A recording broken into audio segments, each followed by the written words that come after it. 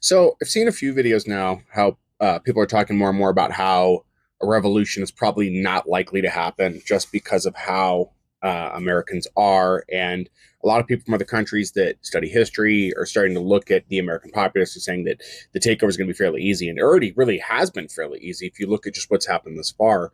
And basically, what they've said is that a lot of people have not had to do anything um, in an oppositional way that's been aggressive. So we don't know how to do it anymore. Like, and there's proof for this. I haven't heard this talked about, so I'm going to put this here. But and we'll get to that in just a second. Here, sorry, but um, most Americans have not, in a meaningful way, confronted people on the right who enabled this to happen. Even before it's happened, with the way things are going, they failed to. The system failed to, right? So one example would be higher up, where people that could take those people to task that didn't is like J6ers. Some went to jail, but not enough, right? The crowd was given too much leeway, right?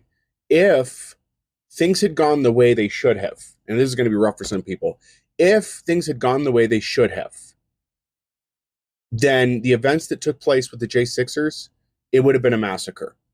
Security, White House security, police, National Guard would have mowed that crowd down completely. Um, they would have never breached the building. But instead, we let it happen. We gave them space. We've kept doing this. We say, don't cross this line. And then they cross that line. We're like, all right, fine, don't cross this line. And they cross the line. As far as the populace as a whole, how do I know that we have failed to take these people to task? How do I know? Because we still allow certain symbols to be around, certain flags to be around, when what we should have been doing was pushing to have those flags banned and outlawed. And we didn't. We still allow them. It's not illegal to carry a Yahtzee flag. It's not illegal to carry a Dixie flag. Should be. Absolutely should be. Um, it is fine to keep one or two of those flags in museums to show history, but the common person should not be allowed to own them. And people have stickers in their car with that. We have failed to restrict access of certain symbols like the don't tread on me because it's been manipulated and warped from what it originally means. We continue to allow these things to happen. Every event that has had a massive negative impact, from mass events at schools to H crimes, where we do nothing about them and we do nothing to further, like, there's little wins here and there, I guess you could say, where like somebody gets arrested for something, but that's not a change that is going to make enough of a difference, right? Arresting one person here or there, that's not, it's not doing anything. We should have dismantled our police departments and rebuilt them decades ago. We haven't. We still allow them to function as they are. Um, and that's the problem is we've let it go on for so long. Um, the reason that the current administration is doing what it has and is able to do is because the people that we elected failed to do what was necessary to prevent it from happening. They failed to. The only way we turn things around, after all said and done, if we even can, is we have to start passing more laws that are more restrictive on things. That means if a person is going to display certain symbols, they need to be jailed for that, like Australia and like Germany do. That's what needs to happen. Um, we're not doing enough because we allow it. We allow it under freedom of speech. There are some things that are not free speech. Again, free speech in that respect is becoming as warped as people's interpretation of 2A. So we're going to end up with a 1A issue, the likes of 2A.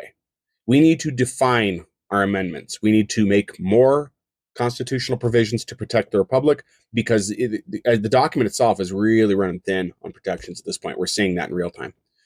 We also need to make sure that we do things like, if a House member uses a slur against people who are, transitioning or fully transitioned, that person is removed from their post. A person who is going to speak like that does not belong representing the American people. We have to root out hate speech at its core. We have to stop allowing it. But unfortunately, a lot of members of Congress do this with no concern about being removed. They have immunity from it. They can literally say the worst things they want on the House floor or the Senate floor, Nothing happens to them. Those things have to be ruled out. We have to make laws against those. If we don't, this is going to continue to repeat over and over again. We also have to fix the oligarch problem.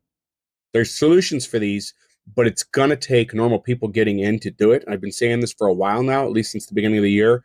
It can't be the same career politicians, unfortunately. The test is pretty simple for who we keep in Congress and don't. If they're not going to pass bills to increase taxes on the wealthy and restrict the power of the wealthy, they don't belong in Congress at all. Nowhere near it, and should be removed as thus, like a cancer. That is the litmus test for who needs to be there. So, and that's the problem, is I don't know that we're ever going to get there. I don't. I couldn't tell you now that if I was suddenly able to be a congressperson in any capacity, that I could completely root this out. All I could do, the only thing I could do differently, is to talk to you directly like some of the other politicians do. AOC does a good job of kind of directing to the people. The only thing I could do is talk to people directly and do town halls with people and see what their concerns are and try to work with them to see what can be done, right? But we also have to do something about the ignorant in the population, those that have supported MAGA. We have to do something with those people. We can't just let them continue to vote and be around. And that's the unfortunate truth people don't like, because that leads to a dangerous line, right? It leads to a dangerous portion, which is, okay, so now we determine who can vote and not. Well, I think that if we're going to say that prisoners, people that go into jail for crimes can't vote, then I think it's only fair that if a person is spewing fascist rhetoric, that they don't get to vote. If you were going to support the mustache man in any capacity because you thought he was a great leader, you don't get to vote. And those are the kind of things we have to push forward. We have to. Because if we don't, it's going to continue to be the same. There are so many things. I could list off 100 things, and collectively in videos, I've gone over a lot of them that we need to do, that have to happen, especially with technology advancing, where we haven't even touched things that we need to fix because it's become such a mess. So sorry for the longer video, guys. I try to keep them shorter, but sometimes it's just a lot to say on topics. But if this is going to get any better, we have to do so much. And a lot of it's going to be scary. And that's the thing, is if you're a person that's worried that censoring certain forms of speech, not free speech, but censoring certain forms of speech, or not even censoring, outlawing dangerous speech, if you're scared that may have a bad impact, keep in mind our forefathers were scared of some of the laws they were putting in. Some of the amendments they were making, they were afraid it might have an adverse negative effect. So if you're afraid of what you're doing in that, or you're afraid it may lead to something bad, or you're afraid, that means you're mindful enough to understand that, hey, maybe we should be looking into this. And then you're ready to take those steps. If you're not, if you're just flat out saying no, you're not part of the conversation. You don't get it and you don't understand. So anyway, guys, feel free to leave your comments below. I may do a live at some point. I've said that a couple of videos ago, but may do a live at some point to kind of talk about some of these things. I have an idea for the format I want to do. We'll see how it goes. The lives are always kind of up in the air because you never know how people are going to react. But anyways, guys, thanks again.